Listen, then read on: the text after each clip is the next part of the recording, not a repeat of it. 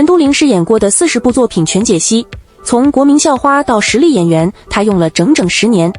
10年前，如果有人告訴南京航空航天大學的陳都靈，她未来会成為演員，恐怕連她自己都不會相信。然而，命運有時候就是這麼神奇。一張無心上傳的證件照，讓她在全國校花評選中脫穎而出。隨後，導演蘇有朋帶着左耳的劇本找上門。據說第一次接到電話時，他以為是詐騙；第二次接到電話時，還是覺得像詐騙；直到第3次，他才終於相信，原來真有人想找自己拍電影。就這樣，一個原本準備按部就班完成學業的工科女生，意外闖進了娛樂圈。而這一闖，就是整整10年。10年時間裡，陳都靈參演影視作品超過40部，從《左耳》裡的青澀校花，到《長月燼明》中讓人又恨又憐的葉冰裳，從《蓮花樓》的喬婉冕到《宴回時》的莊寒燕，她經歷過爆紅、低谷、質疑，也完成了一次又一次突破。今天，我們就通過陳都靈這40多部作品，一起看看這個曾經被稱為木頭美人的女孩是如何一步步成長為今天的實力演員。2015年，《左耳》上映。當時的她沒有接受過系統表演訓練，沒有科班背景，甚至沒有任何影視經驗。結果第一次演戲就直接擔任電影女主角。左耳最終斬獲4.85億票房，在當時堪稱現象級青春片。陳都靈飾演的李爾，也就是大家熟悉的小耳朵，成為無數觀眾心中的青春白月光。憑借這個角色，她獲得上海影評人獎最佳新人提名。然而，鮮花和掌聲之外，爭議也接踵而來。有人誇她清纯自然，仿佛小說女主走進現實；也有人吐槽她哭戲僵硬，台詞生澀，表情單一。木頭美人這個標籤從那時開始伴隨了她很多年。不過，陳都靈並沒有像很多新人一樣，靠一部爆款迅速透支自己。接下來的幾年裡，她開始慢慢積累經驗。《會痛的17歲》裡，她繼續嘗試青春題材；《推理筆記》中，她首次挑戰懸疑路線。雙生、破夢遊戲等作品也陸續上線，雖然沒有再出現左耳那樣的爆款，但這些作品幫助他逐漸熟悉鏡頭語言和表演節奏。這一階段的陳都靈像剛剛進入考場的學生，成績不算亮眼，但至少已經開始學會答題。娛樂圈最殘酷的地方就在於爆紅容易，持續紅很難。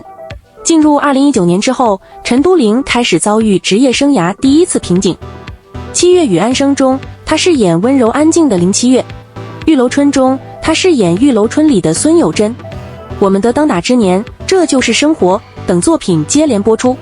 然而，這些作品雖然保持穩定曝光，卻始終缺少真正出圈的角色。最明顯的一年是2021年，這一年陳都靈客串、配角、特別出演不斷。全年參演作品數量不少，但幾乎沒有真正意義上的強勢女主項目。外界開始出現各種聲音，有人說資源降級了，有人說校花紅利吃完了，還有人斷言她可能永遠都無法突破左耳帶來的固有印象。更尷尬的是年齡與戲路之間的矛盾，接近30歲的她依然被安排出演各種青春少女角色，觀眾看膩了，演員自己也演膩了。那時候的陳都靈就像被困在一道數學題裡，明明知道答案不在這裡，卻始終找不到新的解題思路。然而，很多演員的轉機往往都發生在最低谷的時候。2022年，《良辰好景知幾何》播出，陳都靈飾演的林航景讓觀眾第一次發現，她似乎不再是當年那個只會演校園女神的女孩了。這個角色身上既有柔軟，也有堅韌。雖然劇集評價兩極分化，但陳都靈的進步肉眼可見。而真正改變她命運的，則是2023年的《長月燼明》，準確來說是葉冰裳。如果要評選近幾年最成功的女配角之一，葉冰裳一定榜上有名。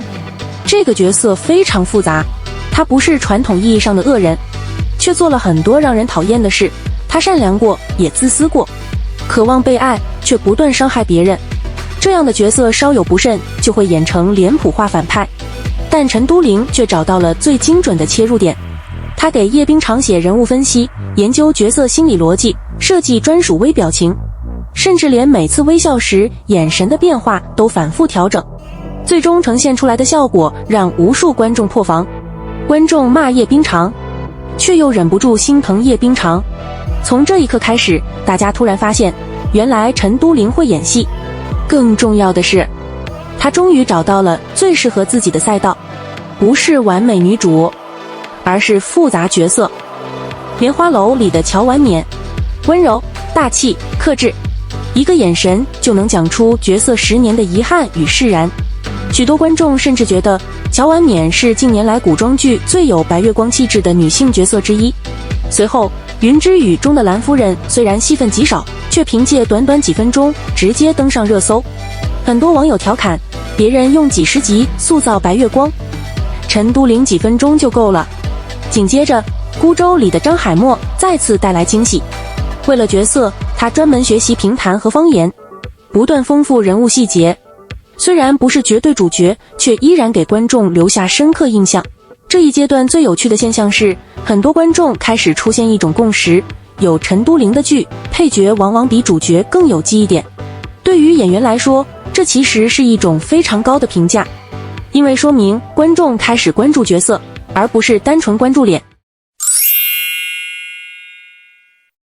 如果說葉冰裳讓陳都靈證明了自己，那麼燕回石則真正讓她站上了新的台階。劇中的莊寒燕不再是白月光，不再是工具人，而是真正意義上的核心人物。角色成長線完整，人物弧光清晰。陳都靈終於擁有了屬於自己的大女主代表作。劇中那場經典落淚戲更是引發大量討論，一滴眼淚，3層情緒。許多觀眾第一次把她與演技派聯繫在一起。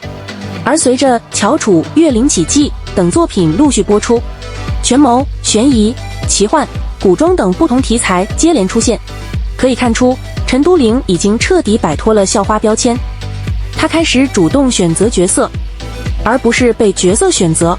在《月靈奇蹟》中，陳都靈飾演暗黑祭司勿忘言，這個角色隱忍、狠厲，卻又背負着濃重的悲劇色彩，對演員的層次表達要求極高。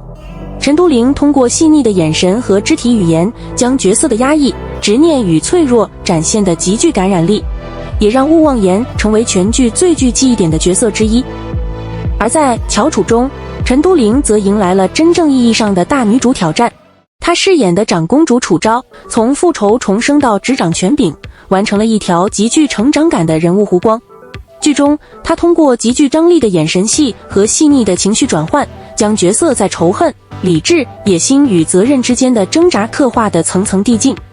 尤其是雙人格對弈的片段，更讓觀眾看到了她駕馭複雜角色的能力。回顧陳都靈這10年，會發現她的成長軌跡其實非常特別。她不是天賦型演員，也不是資源型演員，更不是營銷型演員。她更像一個不斷刷題的學霸。40多部作品，10年時間，她經歷過被質疑、被低估，也經歷過爆紅和翻身。如今再提到陳都靈，人們最先想到的已經不再是國民校花，而是演員陳都靈。对於一個曾經被認為不會演戲的人來說，這或許就是最好的答案。